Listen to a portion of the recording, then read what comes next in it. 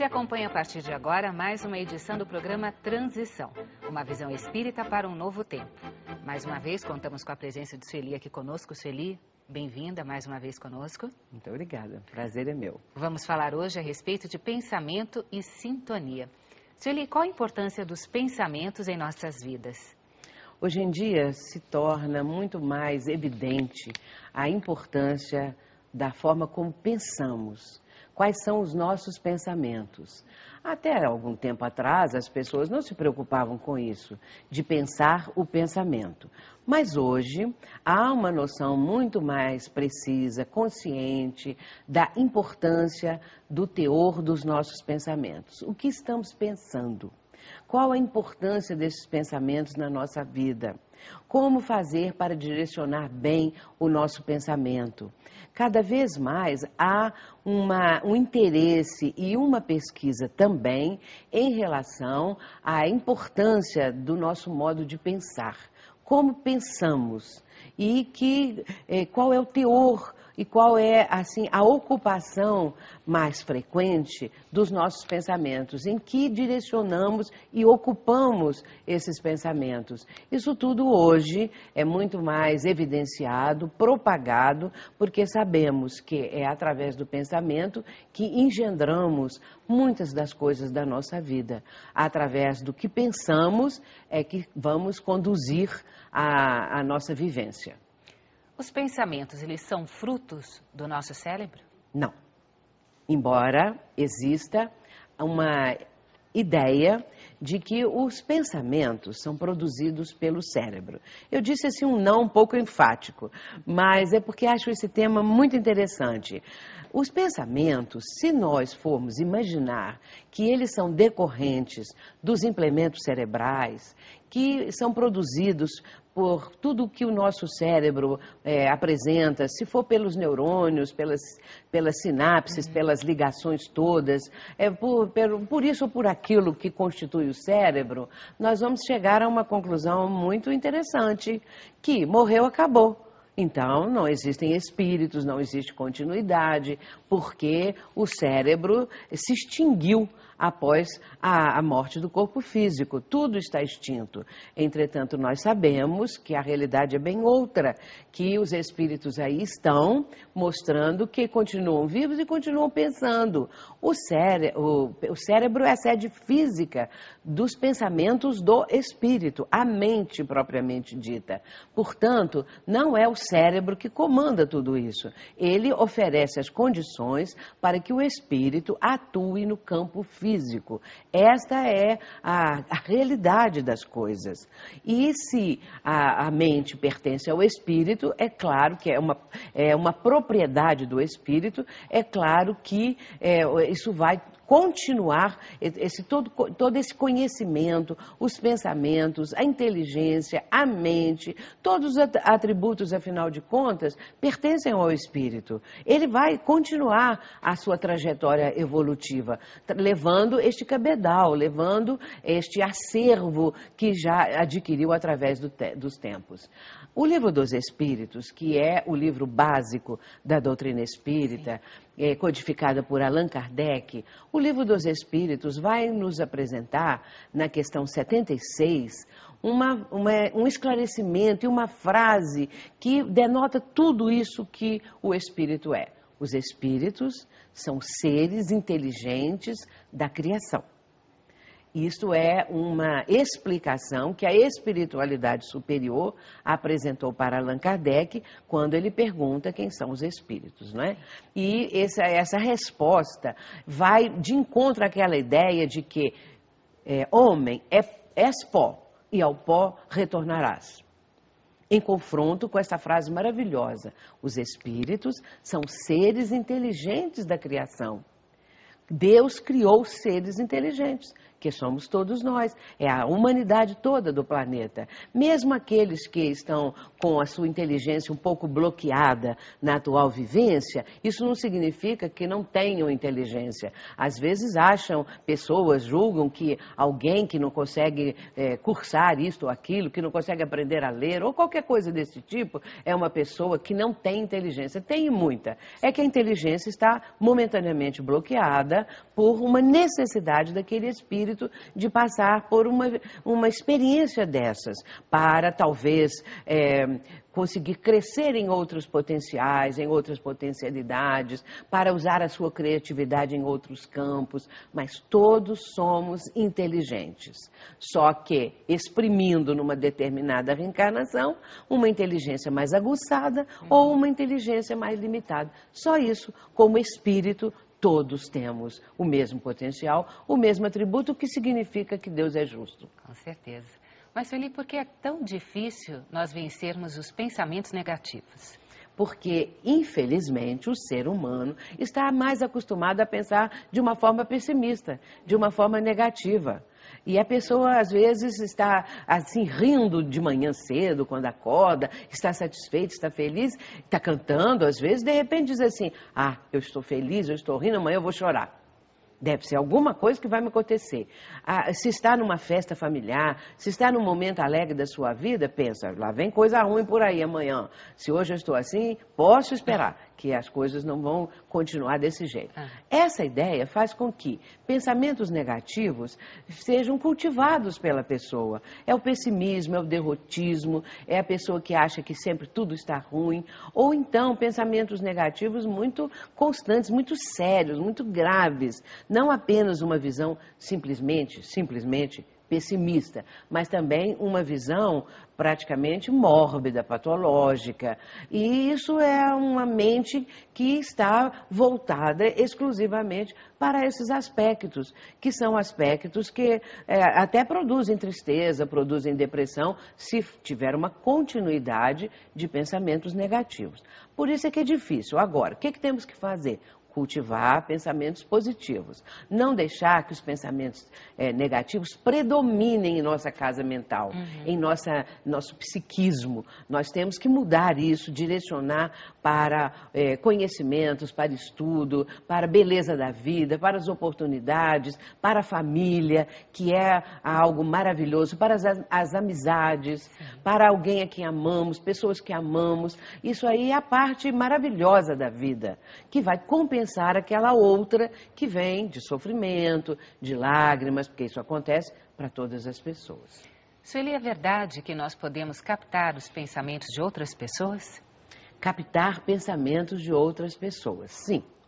E isso tem sido também bastante investigado, tem sido bastante pesquisado. Existem obras que hoje em dia abordam essa questão de processos, vamos dizer assim, telepáticos, em que uma pessoa consegue conectar com a mente de outrem. Nós podemos captar pensamentos de outras pessoas sem até que saibamos disso. Sim. Nós não temos certeza, não temos assim, não nos damos conta disso.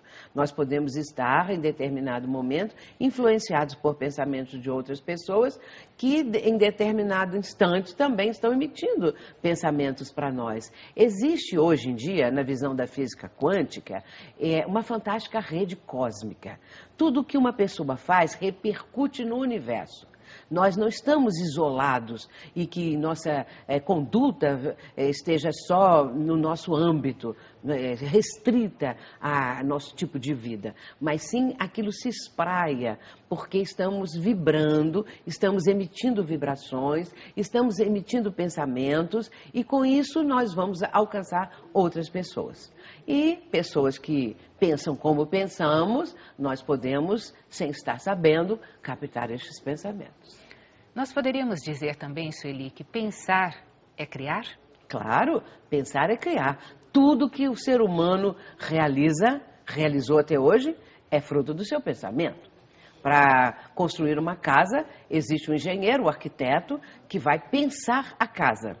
com todos os detalhes, com todas as condições, e depois transpõe isso para o papel e depois vai ser concretizado. Sim. Assim a vida. O ser humano lá das cavernas começou a pensar o mundo, começou a pensar um jeito de melhorar a sua condição, de se defender das feras, dos fenômenos da natureza, e ele começou então a criar alguma coisa. E através dos tempos sempre assim, nós pensamos e criamos. Como também pensamos coisas abstratas, que jamais vão ser concretizadas às vezes, porque estão só no nosso mundo interior.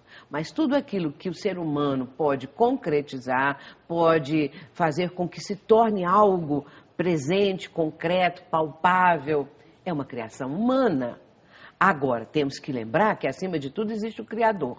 Nós co-criamos, ou seja, nós criamos alguma coisa através de algo que já existe. O material todo vem da bondade divina, é uma criação divina. Mas o ser humano cria, sim, a partir daí. O que é uma coisa maravilhosa, porque a criação humana, ela é inesgotável. E, às vezes, uma pequenina coisa criativa chama a nossa atenção. E mostra o empenho daquela criatura, o seu esforço, a beleza do seu trabalho. Isso tudo tem que ser valorizado. Pensar é criar. Vamos criar coisas boas. Sempre. Porque se nós estamos pensando negativamente, podemos criar imagens mentais. Nós podemos criar aquilo que é chamado de formas-pensamentos. E que na tradição oriental, às vezes, é denominado clichês mentais. Quando pensamos em alguém que não está presente, que não está próximo a nós, o que vem à nossa mente? Uma espécie de foto da pessoa. Nós vemos a pessoa mentalmente falando. E se nós continuarmos a pensar nessa criatura, nós vamos criar uma cena, uma forma-pensamento. Falando-se do pensamento com esta força, o pensamento é força, né, Sueli? Pensamento é força. Então devemos sempre buscar ter pensamentos elevados. Fala um pouquinho para a gente da importância de mantermos os nossos pensamentos elevados. Como nós estamos falando, pensar é criar. Lógico que o pensamento tem força. Nós sabemos que as pessoas conhecem, falam, comentam a respeito de magia negra, trabalho feito, voodoo, essas coisas que são pensamentos direcionados para prejudicar. Sim. Pensamentos nocivos, pensamentos negativos. Mas sabemos também o outro lado. Pensamentos que beneficiam, pensamentos positivos, orações, intercâmbio mental que as pessoas mantêm de pensamentos, de afetos, enfim, essas coisas todas. Então, o que acontece? Os pensamentos, eles fazem parte da nossa vida. E eles têm força, porque quando emitimos esse pensamento em direção a alguém, seja bom pensamento, seja pensamento nocivo, prejudicial, ele vai alcançar a pessoa. Agora, aí tem um detalhe. Se é um pensamento negativo, se é um pensamento para prejudicar a criatura, este pensamento só vai alcançá-la e só vai atingi-la e prejudicá-la se ela estiver também com o pensamento desequilibrado. Porque senão nós ficaríamos à mercê de pessoas que não gostam de nós. Sim. E que emitem pensamentos desagradáveis, de antipatia, ou de ódio, de raiva, de ressentimento, qualquer coisa. Nós vamos ficar à mercê disso? Claro que não.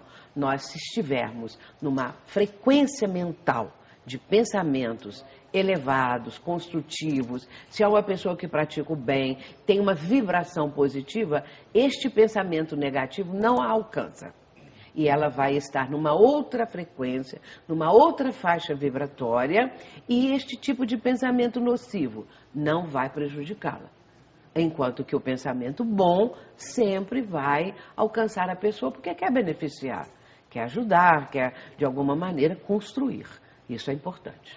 Quando você fala a respeito de frequência mental, nós poderíamos chamar também de sintonia. O que é ter sintonia por uma outra pessoa? Quando nós temos, vamos falar um pouquinho sobre afinidade.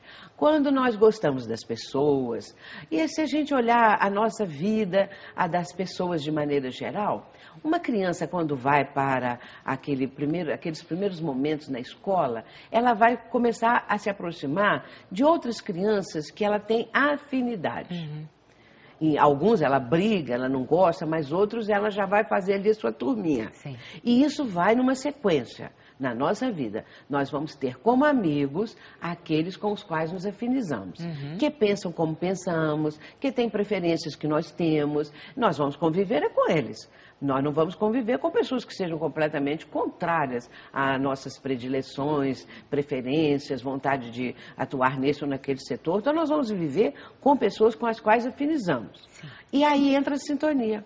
Se nós afinizamos com a pessoa, se nós pensamos da mesma maneira, nós estamos sintonizados. Nós estamos na mesma preferência, na mesma frequência vibratória. Isso é sintonia. Pode haver sintonia de amor. Pode haver sintonia de solidariedade, estamos sintonizados com as pessoas, assim como sintonizamos o rádio. Sim. Não é? Nós buscamos no rádio o quê? Uma estação transmissora que esteja dentro daquela faixa necessária para nós captarmos essa onda do rádio, para captarmos o programa que queremos ali no rádio. A nossa mente, ela é uma estação transmissora e receptora. Tanto transmitimos pensamentos, quanto captamos e recebemos pensamentos. É a mesma coisa. E quem estiver sintonizado na frequência dos nossos pensamentos, como numa estação de rádio, vai ficar nessa sintonia. Então, afinidade, sintonia, coisa muito bonita. Se nós estamos sintonizados com um número maior de pessoas, é muito bom. Pessoas todas que pensam como pensamos, que temos as mesmas preferências.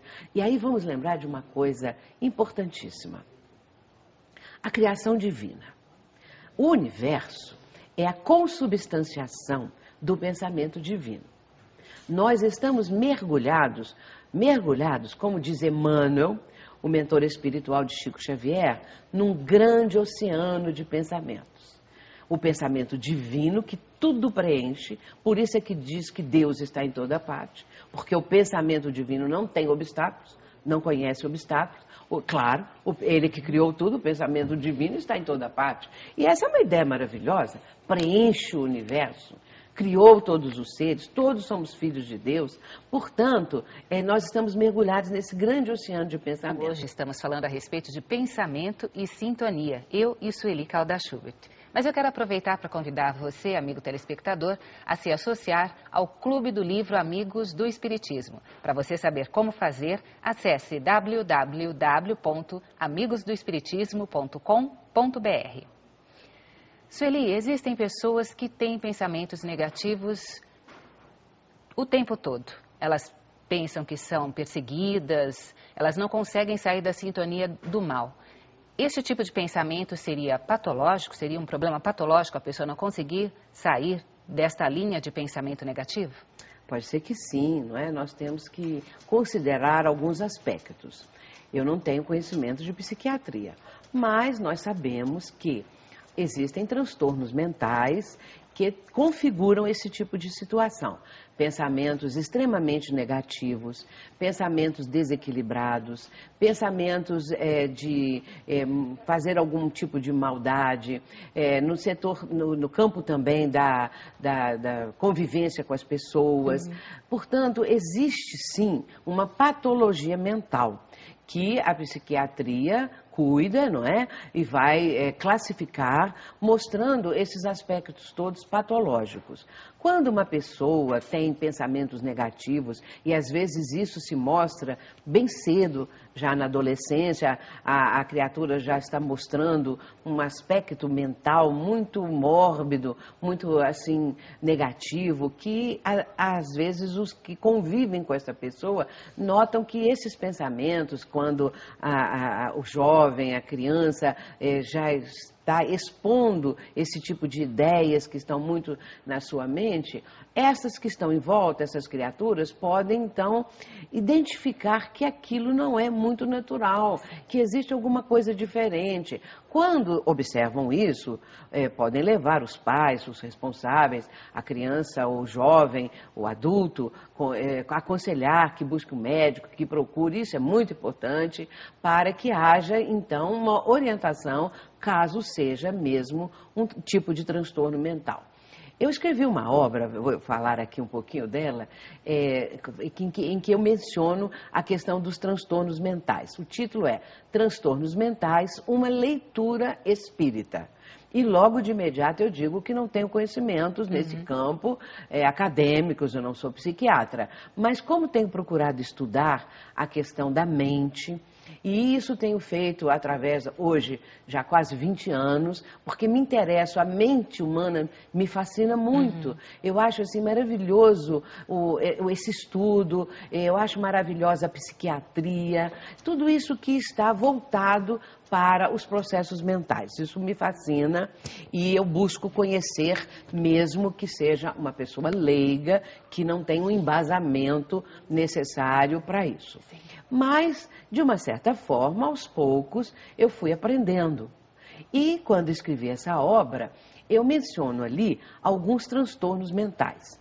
Esses transtornos, quando eu vou falar de cada um deles, primeiro eu trago aquilo que a psiquiatria menciona, explica, esclarece quanto àquele tipo de transtorno. Mas depois eu mostro a visão espírita, porque o espiritismo tem muito a contribuir em questão de mente, as questões da mente.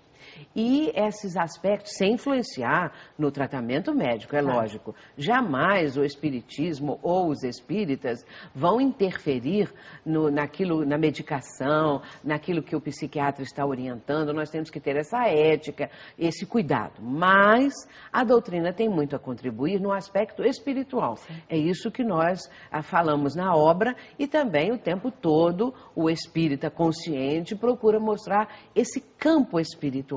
O quanto isso atua na pessoa, o quanto isso está presente e, de certa forma, vai impregnando o psiquismo da criatura de uma vivência anterior. E isso vai ser exteriorizado em tipos de pensamentos, de conduta também. E aí essas circunstâncias todas, a doutrina espírita é clara, a doutrina espírita possibilita um apoio, uma ajuda, que é favorável a essas pessoas, sempre de uma forma benéfica, sempre procurando suavizar aquele tormento. Nós já, atendendo nas casas espíritas, já tivemos a oportunidade de ouvir criaturas dizendo: eu queria ter uma doença física, ter qualquer coisa no fígado, passar mal disso ou daquilo, ter um problema nos rins, cardíaco, qualquer coisa, menos essa doença mental.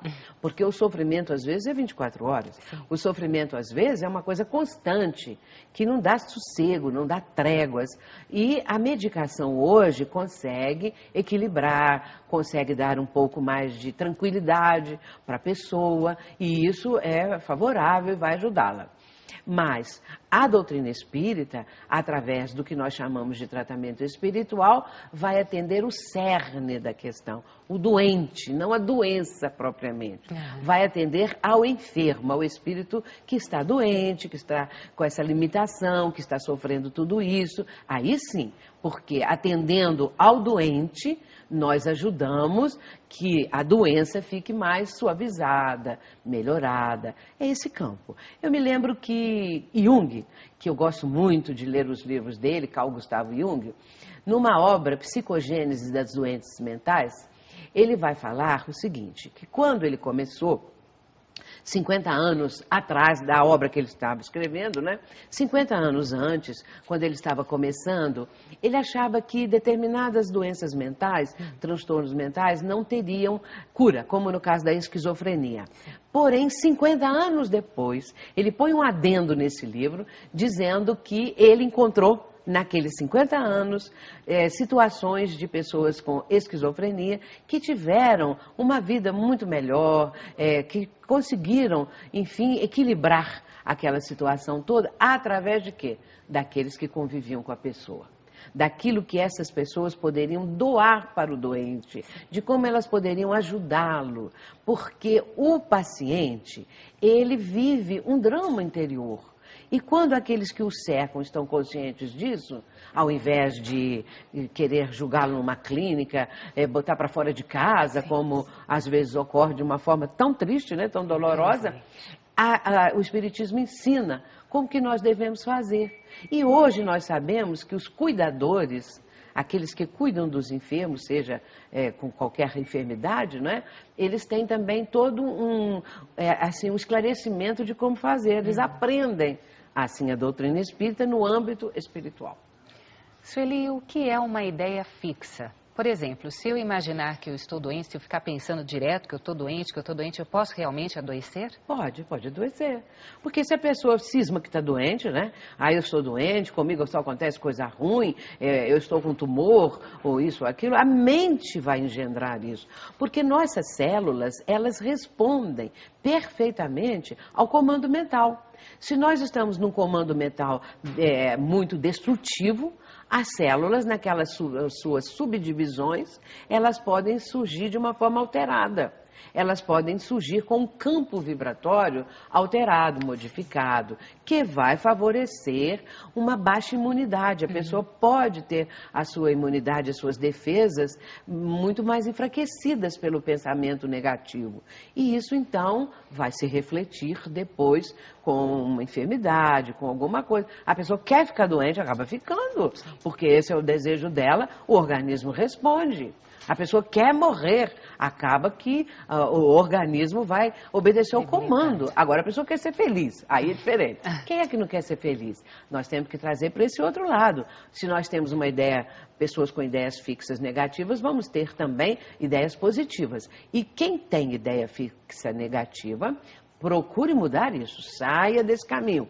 Porque é muito melhor uma ideia positiva, é muito melhor cultivar alguma coisa que vai trazer benefícios, que vai aliviar as dores, que vai fazer a vida ficar mais leve, que vai fazer a pessoa sorrir mais, ir ao encontro do próximo. Tudo isso é a vida de solidariedade, é o amor, amar a si mesmo.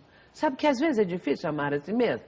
Tem pessoas que se cobram tanto, têm raiva de si mesma. Ah, porque eu sou feia, porque sou isso, porque sou aquilo. Então os outros é que são bonitos, famosos, que vale a pena. Eu queria ser aquela artista, aquele ator, aquela pessoa maravilhosa, mas ela é aquilo que ela é.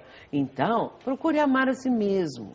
Procure gostar do que tem, do que é, não é? Do que pode chegar a cada vez mais a alcançar. Essa é a oportunidade que a vida nos oferece. Amar a nós mesmos e cada vez mais motivar para que esse amor se estenda ao próximo.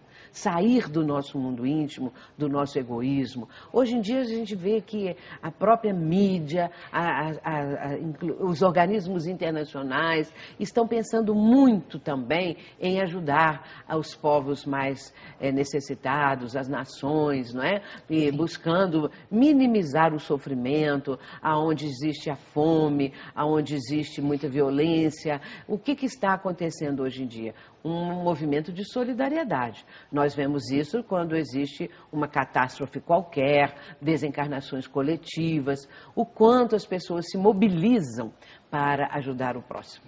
A oração é uma forma de nos sintonizarmos com Deus? Qual a importância? Fale mais sobre a importância da oração. A oração é exatamente isso. Quando conversamos com Deus, é a conexão com a mente divina. Claro que pessoas existem que só, oram de uma forma decorada, sem pensar, sem pôr o sentimento. O importante é que a oração seja um grito da alma, seja um sentimento que está sendo exteriorizado naquele instante. E orar, como diz Joana de Anjos, é arar. A pessoa pode estar trabalhando e estar com pensamento elevado, não é? E nós podemos também orar, uma vivência, é como respirar da alma, a oração que a pessoa faz no dia a dia quando trabalha no bem. Ela não precisa ficar, agora eu vou rezar, agora eu vou orar. Ela pode estar orando na sua conduta, na ajuda ao próximo, ações altruísticas. Então, orar é a nossa conexão com Deus. Muito importante. Agradeço, Sueli, mais uma vez pela sua participação aqui conosco, trazendo estas informações a respeito de sintonia e de pensamento. Muito obrigada, eu que agradeço. Termina agora mais uma edição do programa Transição, uma visão espírita para um novo tempo. Até a próxima oportunidade.